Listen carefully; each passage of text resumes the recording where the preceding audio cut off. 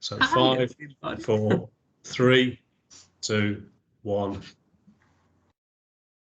Hello everyone, I am Kev Loaf from the Fat Jockey Forums. I'm here with Jono and Spectre, and I'm going to be telling them today the reason I believe Ferny Hollow is an absolute horror price at 10 to 1 for the Arkle, and it makes me feel a little bit sick. So straight off the bat, he's coming off a 12-month layoff, which is a big red flag, or a lot of little red flags. There are loads of reasons why that's a negative. The list of horses that I can think of, on you guys, feel free to chip in with any horses you can think of that have been off for over a year and have come back to be absolute top notch.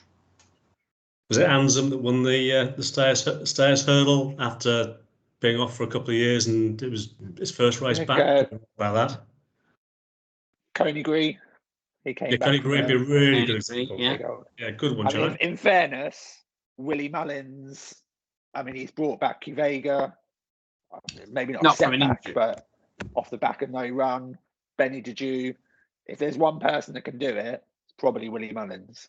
Yeah, he's the stats buster, isn't he? You know, every stat going that stood up for years, he's the one that breaks every single one of them. So, you know, absolutely. Do your stats all you like, and many of us do, but, you know, always exclude Willie's horses. I would think of those prices, though, how many of them were you picking out at 10 to 1? Like Coney wasn't 10 to 1 on the way back from injury. Kivega a little bit different, targeted at the race. It wasn't a setback and then they just decided it was a plan most of the time, bar 1 year.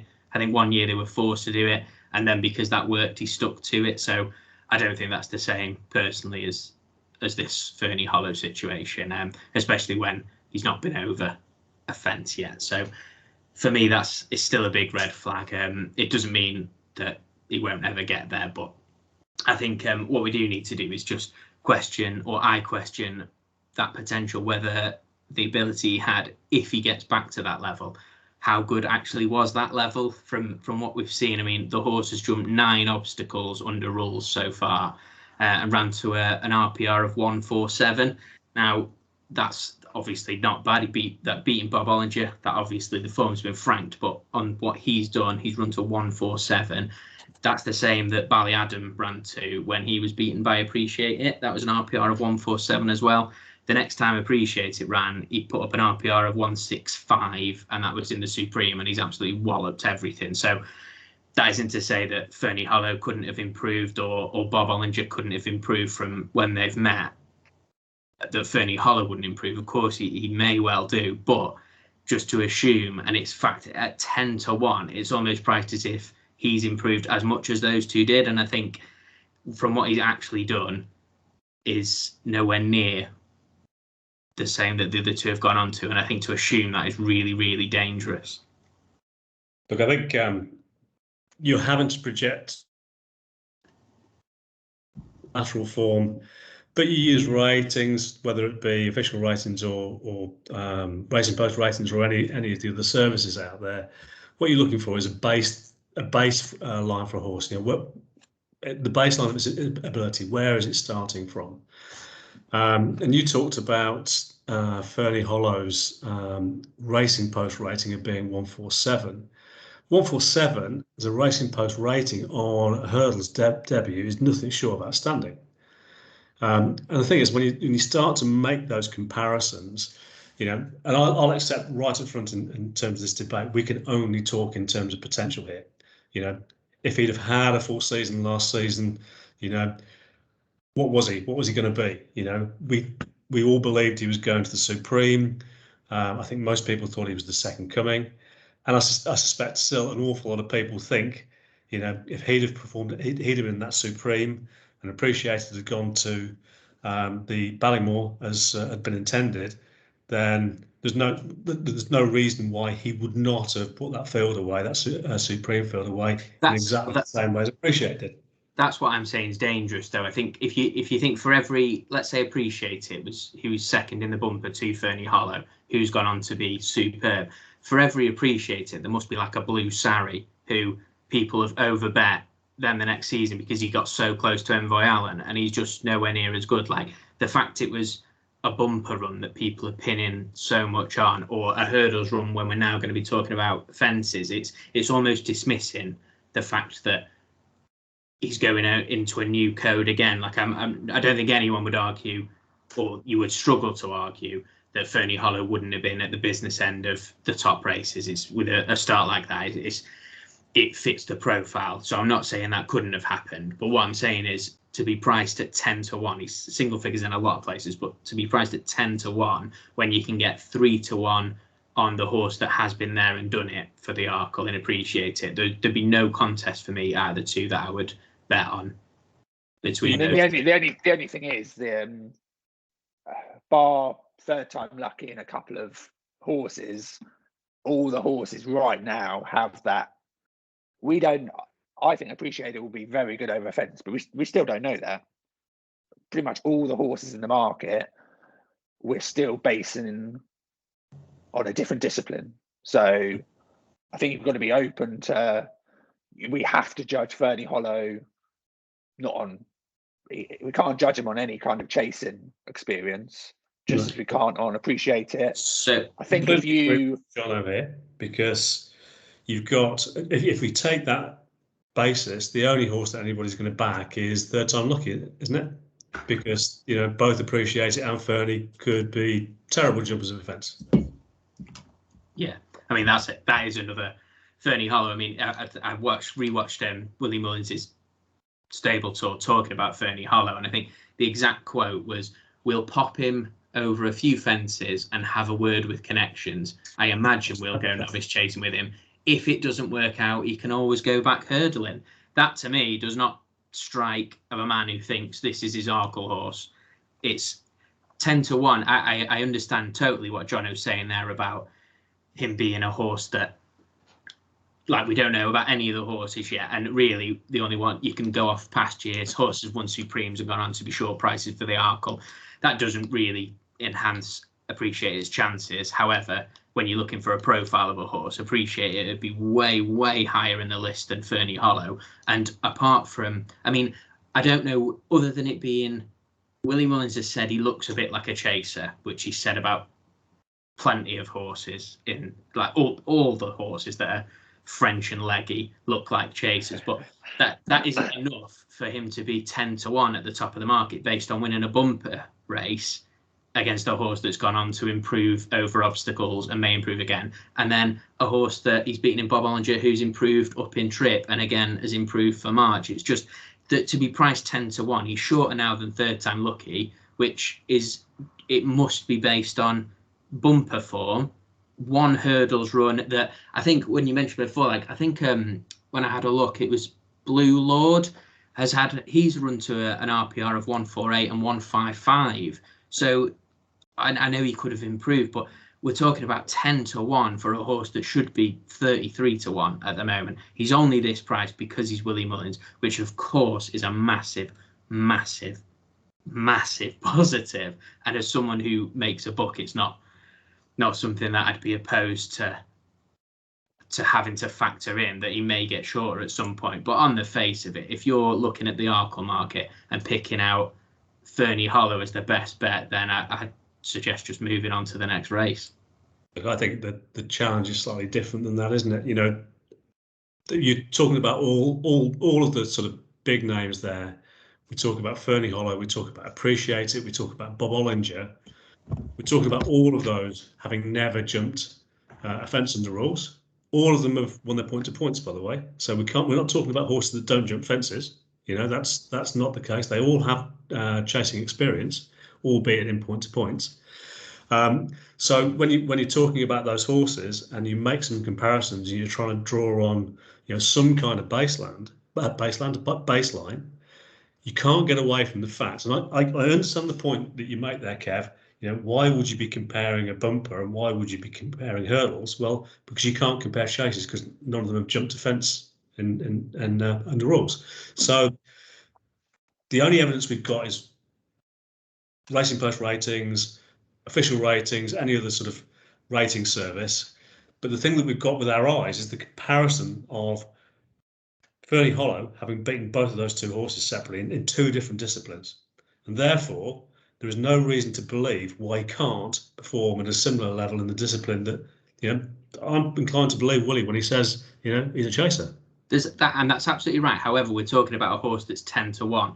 So what about now? Eric Bloodaxe and Forged in Fire both beat Ferny Hollow in a bumper, and I guarantee, Eric Bloodaxe, I think, was entered at the weekend. He's entered up again this weekend. He's going to be overbet. People are going to look at that bumper form and they're going to back him, and they'll think, well, where could this horse? But what price is he going to be for an Arkle or any of the novice chases? It'll be a massive price at the moment because he's not. Even though what I'm saying is Ferny Hollow should be priced bigger than 10-1. It's not that I'm saying that you can't use that form, but horse racing is littered with horses like Eric Blood. We all thought we love a horse that has got some strong bumper form and been off for a bit. I think I had a look, and Forged in Fire has run. He beat Ferny Hollow and then lost the next 6 races, and I think he won in July. It doesn't just.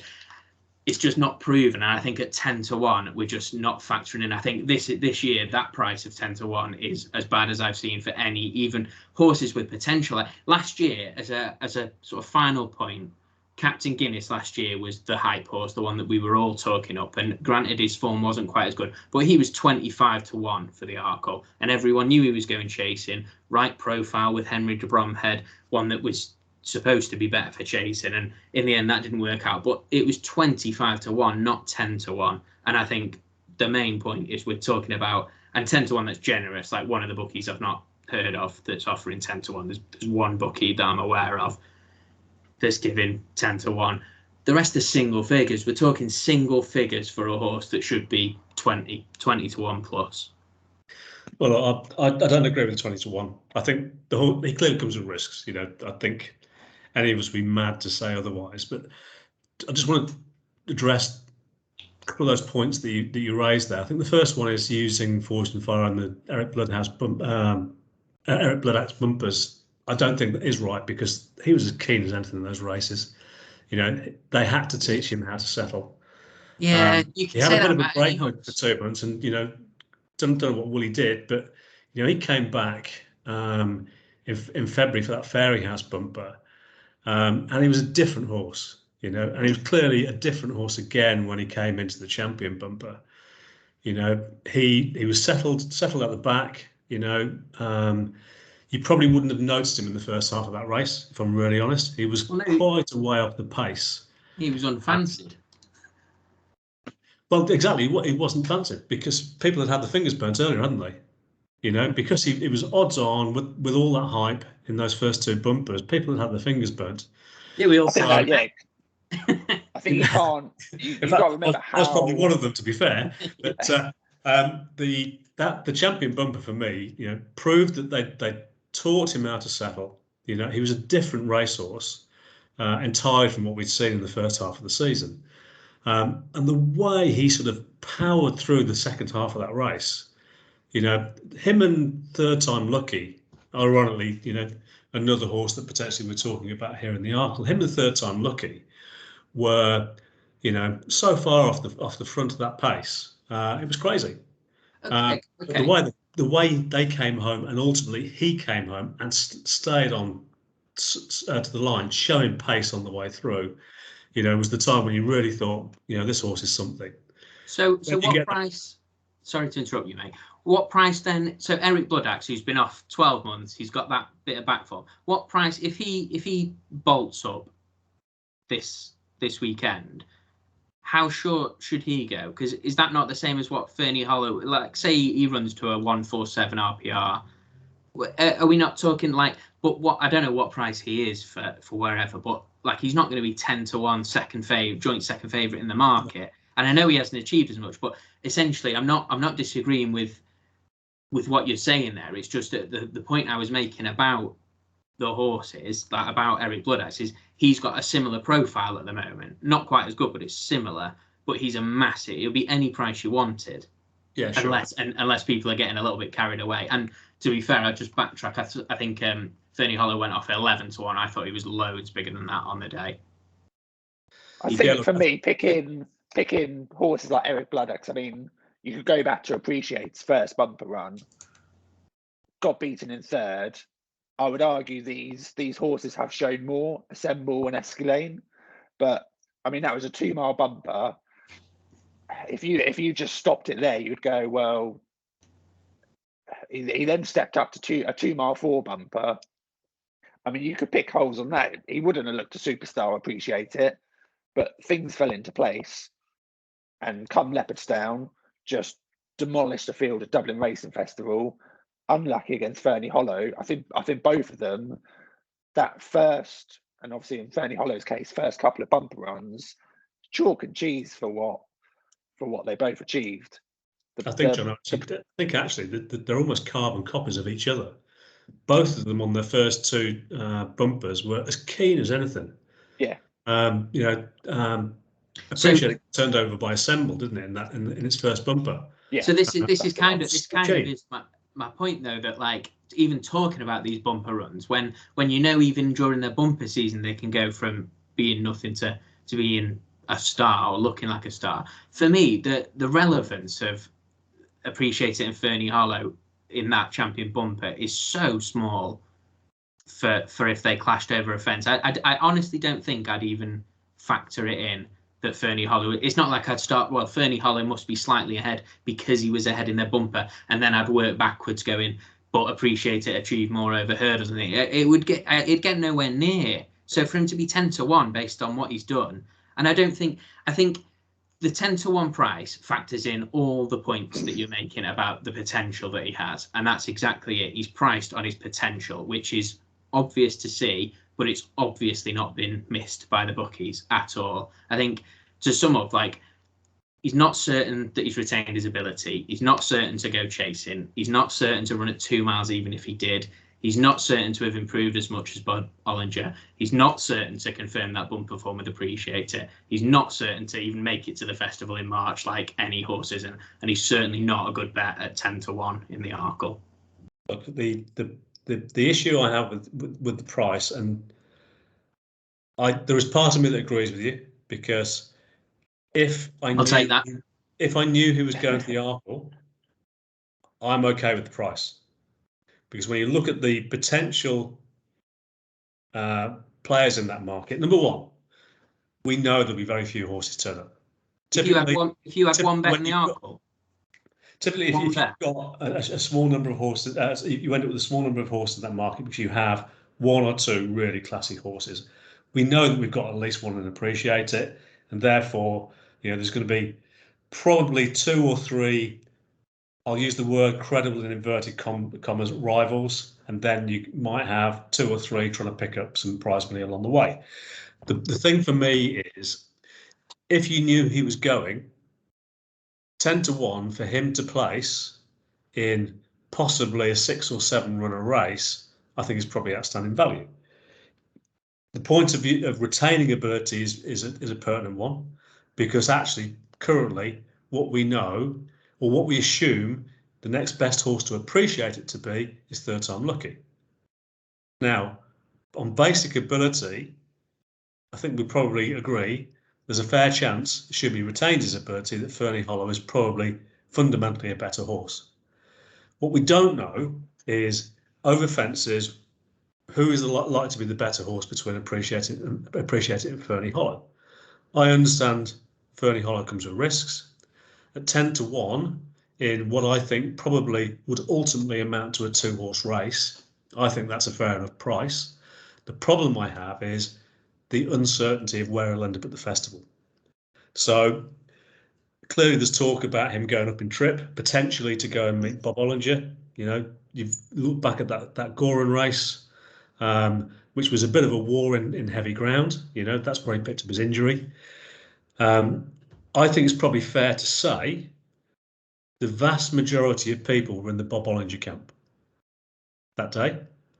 I think most anti-post punters would probably had a reasonably good position on Bob Ollinger by the time that Goran race came around. Less so as far as Ferny Hollow is concerned. Now, Ferny Hollow was assumed to be the supreme horse. Ferny Hollow, as Bob Ollinger was assumed to be the Ballymore horse. So it kind of didn't matter too much. They were meeting over Ferny's trip, you can argue. but they've met on heavy ground, and that ends up being a bit of a war. They eyeballed each other pretty much the entire race, and got racing probably 4 or 5 furlongs out on heavy ground. And Ferny made a mistake at the last and still had the class to pick Bob Bollinger up and probably win that race a touch cosily, in my opinion. Now, both stepping up to 2.5 miles for the Ballymore. You can argue you end up with a different race. I'd argue that the Ballymore probably is run more like a 2-mile hurdle, if I'm really honest, whereas the Supreme ends up being probably more of a requirement for stamina and speed. But if he happened to go up to face Bob Bollinger, I think a lot of people that are Bob Bollinger fans would be very worried, genuinely worried, because of what happened at Goran. They're unlikely to meet before the festival. Not out of the question, but it's unlikely they'd meet before the festival. And I think Willie and Patrick and Ruby and David would be thinking, actually, our best route is to go and take on Bob Bollinger. We split up 2 absolute class grade 1 horses. We give ourselves 2 bullets to fire. We'd be reasonably confident about Appreciate It winning the Arkle. The Mastersons who own him would think, we deserve a crack at the Arkle after winning the Supreme. So, he'd have to do something wrong not to go there. Appreciate It, I'm talking about. And it feels to me that it makes far more sense for Ferny to go up in trip. Now, some of us have probably seen Ferny's point to point. He wasn't the most fluent of jumpers in that point to point. Willie will school him. I'm sure he'll straighten those kind of things out. But sometimes, a horse just doesn't jump a fence. We yet to find out. But that can be true of any novice chase this season that's not yet run. We saw that with Ballyadam a couple of weeks ago, didn't we? Don't think anybody was thinking he was the Arkle winner, but perhaps people were thinking he might place in an Arkle, but his jumping was a bit of a disaster. So, then you start to look at Ferny Hollow against Bob Bollinger, and the same debate is there. But I think people, because it's against Bob Bollinger, will fall back on that Goran race and say, actually, I think Ferny's got a really good chance against Bob. I'm in the Bob camp, but I'm worried. And I've got to have him on side. I need cover. So why wouldn't you say that same thing about Bob against Appreciate It? If you're inclined to think that way, I think you have to think the same way as if he turns up in the Arkle against Appreciate It. You have to worry and you have to cover him. Thing is, I think I would be surprised if anyone realistically thinks Appreciate It takes on Ferny Hollow. To me, it just doesn't happen. In the Arkle, there's no way that's going to happen. So for me, that's why you can't really compare the 3-1 Appreciate It directly against 10-1 Ferny Hollow, because for me, it's evil. I very much think Appreciate It will be the Arkle horse. He starts off as the key Arkle horse. I don't really see him getting beat. So I don't see how he deviates from that. However, if you were to just say you take Appreciate It out of the race, he picks up an injury, just say tomorrow, it doesn't work like this. What price would you, Kev, have Ferny Hollow once Appreciate It is out of the race? Just as it depends, I would expect things like Bob Bollinger to then go for the Arkle, but probably 5-1 at this stage. You've got to remember, Shishkin was 5-1, Altior was 5-1 when he. Yeah, but they weren't 5-1 by now. The price had to come. They were 3-1. So I had 5-1. Yeah. If Ferny Hollow was 5-1, I still think. I think if Appreciate It got injured now before Ferny Hollow's had his chase debut, I do think Ferny Hollow would be joint favourite with Bob Bollinger. They'd cut both, and he'd be 6-1, 5-1 probably. And in a weird way, I'd maybe be more likely to back him because I mean, this is about me thinking Ferny Hollow's a bad price, but part of that is because I'm staggered that people are looking beyond Appreciate It. I think it's the most obvious favourite. 3 to 1 isn't as good as they've been. He's been that price for a while for the race. When I know like Altior and Shishkin were both bigger at a certain point, and Duvan as well was a bigger price. So that always plays on my mind. So a 3 to 1 is short compared to the price that Duvan was at one stage or under. So they were all 5 to 1 for quite a long time. I assume he'd be a similar price to that, and that's a different. Again, it's a different conversation if you know that the main Arkle horse is out. But because, as you said, because Appreciate It for me is going there, it means. I mean, I would much rather take 16 to 1 for Ferny Hollow in the Marsh against Bob Ollinger at the top of that market at 3 than I would Ferny Hollow at 10 to 1 in the Arkle, a race he's less likely to go in. If he got injured, this is going to look silly because obviously 10 to 1 would be a great bet if he's the Arkle horse, but that isn't how these conversations work. Or otherwise I could just say, I could pick out, I don't know, Jungle Boogie, and if every horse above him in the market gets injured, then he'd be a great bet at whatever price is. So for me, 10 to 1 is just, it isn't something, as a guy that does make a book, as you well know, it isn't a price I'm even looking at the moment until I see, if I see him entered for a chase, then I'll reassess. But I think this he's not even committed to it yet. It's how often does Willie Mullins not bring a horse out, and it might be the new year before we see him, like he did with Silas Emery. And in the new year, people might have forgotten about Ferny Hollow, and I might be able to back him at the same price then as I can now. Maybe I can't, who knows? But like, if another couple of horses have thrown their hat in the ring, and it looks like he might go for the Arkle, like Silas Emery was 25 to 1, wasn't he, when he got put up, something like that, having his chase debut. I think Chacun Possoir was unlucky one year not to go into it. He had a little setback and ended up making a late run, and then he walloped Defi de Soy, didn't he, at Punchestown. There'd have been prices that were backable then. So for me, and we're the 3rd of November, 10 to 1 for the Arkle, absolutely no way. When I think I'd rather back him if I'll reassess if he gets an entry. I think I was a lot more negative on that until I did see, like Willie said, he is in really good form, which sometimes he's a little bit absent with comments about horses, and then you don't see them for a while. But until I see an entry, I'm happy to just think that 10 to 1's awful. If he gets an entry, we can do another one, and we'll see what price he is, and we'll have a chat about it then. Right, two things for me, Kev. I think the first thing is look at that Arkle market and then comparing it to the Marsh market.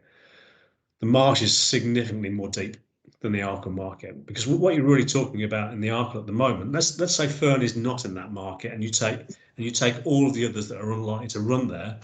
You're talking about Appreciate It, a 3 to 1 favourite, and I agree with you, by the way. He is probably, of all the favourites at the head of the market, I think he's probably the best favourite, the best price favourite. Then you're talking about second favourite with no Ferny, 14 to 1, third time lucky. And then you're talking about literally nothing. You're almost talking rags thereafter. And it's really harsh thing to say, because you're talking about some quite good horses, but by comparison, it's a by comparison thing. You've probably got another couple of Willie horses floating around the background, which is another reason why I think potentially Ferny will end up going up in trip, because there's two horses that I don't think anybody's talking about at the moment in terms of the Arkle as a backup to Appreciate It, that again neither have seen a fence yet, and that's Sanois and Elixir Dane. I do like Elixir Dane. I think Elixir Dane has got the same problem coming off the back of an injury, much further, much longer out. But horse with genuine potential. Yeah, I mean, but nobody knows how he's going to finish in that Supreme. What price is he though?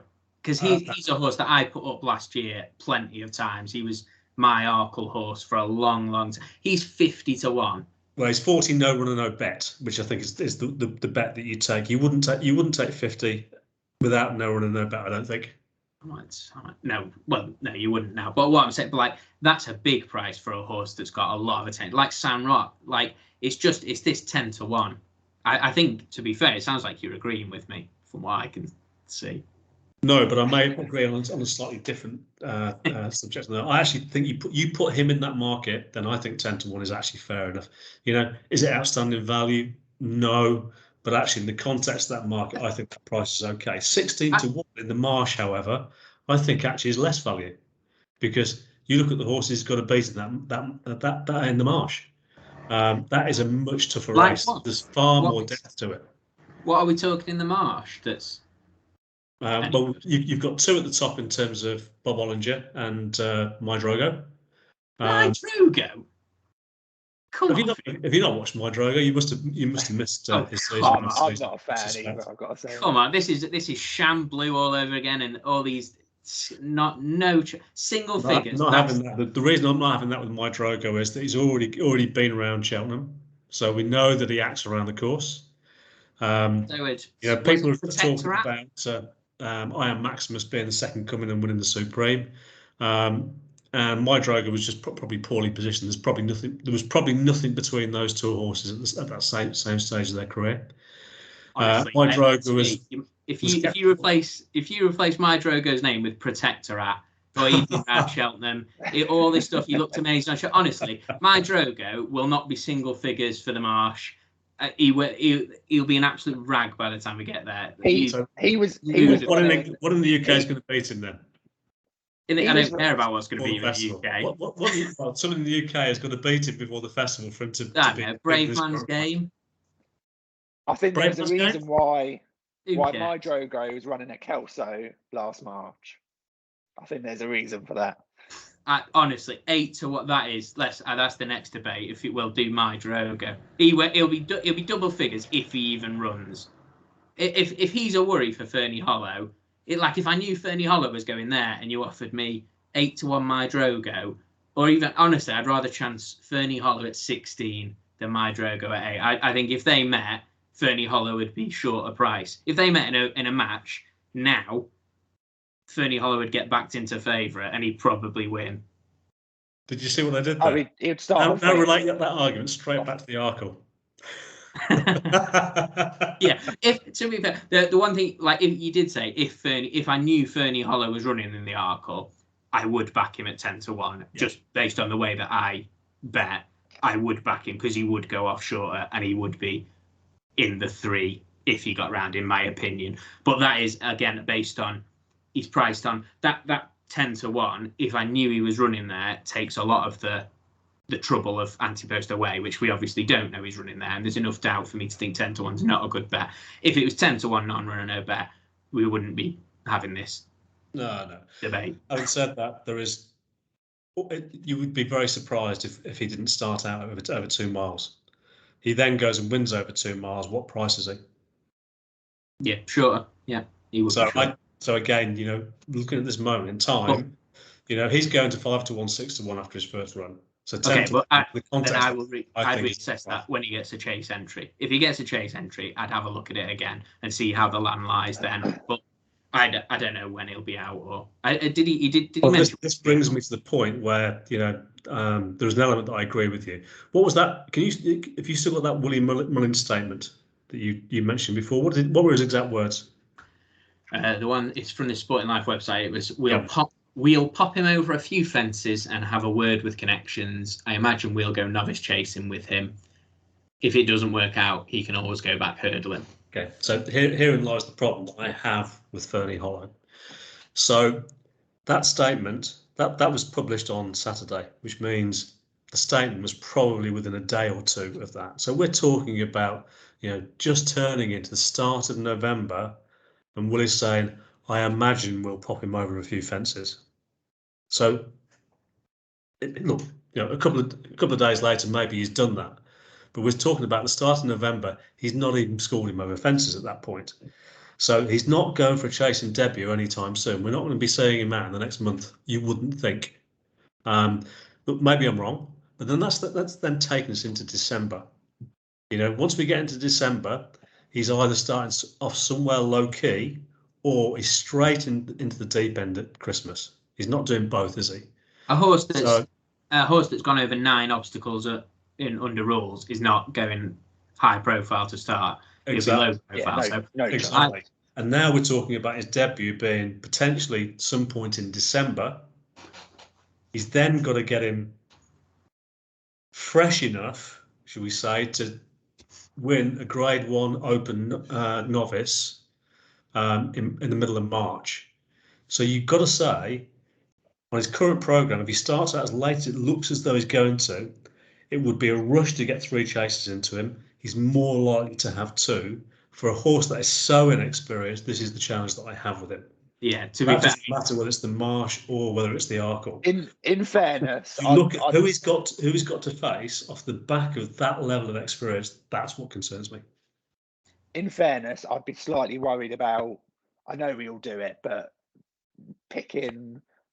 I know there's been a few rumours that he's slightly behind, but I think picking Willie Mullins' word, like if you read Appreciate It's stable tour, it was he looks like a chaser and he will go over fences.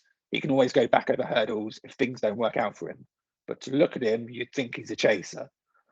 If he can replicate over fences what he does over hurdles at 2 miles, he could be awesome. I would say that's quite a similar. He's keeping the door open to hurdles. Yeah. For all we know, Appreciate It hasn't. We know Mullins starts that. I completely get your. If he's behind work, there's definitely a timeline that he might struggle with. But I think we know Mullins. That's the point, Mullins starts late. He doesn't actually school his horses that much. No, not as but much we do know, but he does school them. He doesn't overface them. Oh yeah. I mean, yeah. He's not going to not. And there's no suggestion in that statement that he is not schooled. Appreciate It, but the statement is subtly different, isn't it? In terms of what he's done with the horses. One, he hasn't talked about whether he schooled him or not. So clearly he has. The other one, he said, we will, which says he hasn't. So they are 2 very different things. Yeah, I think one of where they're at in their prep.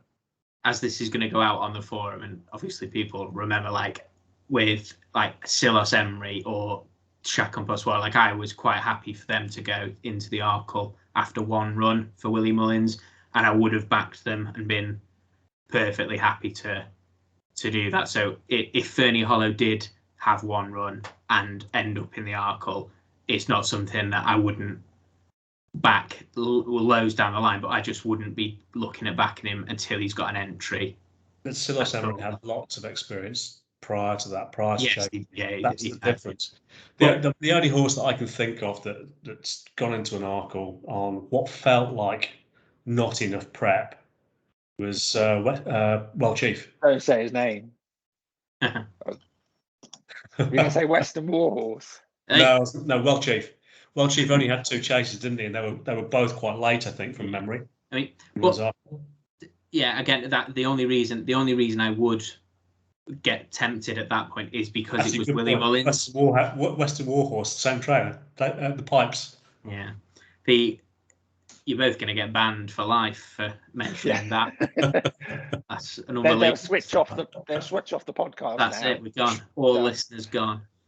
Yeah, I mean, I think for me, the last bit I'd have with Ferny Hollow is I think you have to go with the potential of this horse. You either just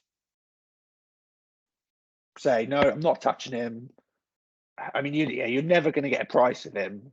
I agree. He's shorter than he should be for what he's done, but then you're never going to get a Willie Mullins festival bumper winner who is beat. If you could pick 2 horses that he's beaten in his career to date, you couldn't ask for 2 better horses. Granted, different disciplines, but I mean, you're talking about Appreciating Bob Ollinger. I think what 160, 159 horses. If you pause the season, or was it the 28th of November? I think after that Golden Park run, I would be interested to see if you did a poll of who will come out the better horse by the end of the season. Appreciate It, Ferny Hollow, Bob Ollinger. I think Ferny Hollow would be massively favourite. I don't know if Appreciate It had run by then. He looked good, but obviously it wasn't anywhere near that quality of race. So I think you've got two horses that are probably the pick of the novices last year.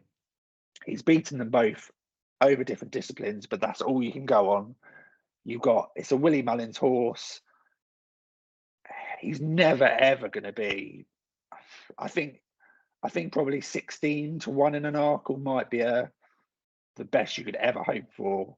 I don't know if he was ever that big at the start of summer, but yeah, I think if you're not liking his price at 10 to 1, like Paul says, he wins, and probably as soon as he gets an entry, I think he's probably single figures by the time he jumps off in his chasing debut.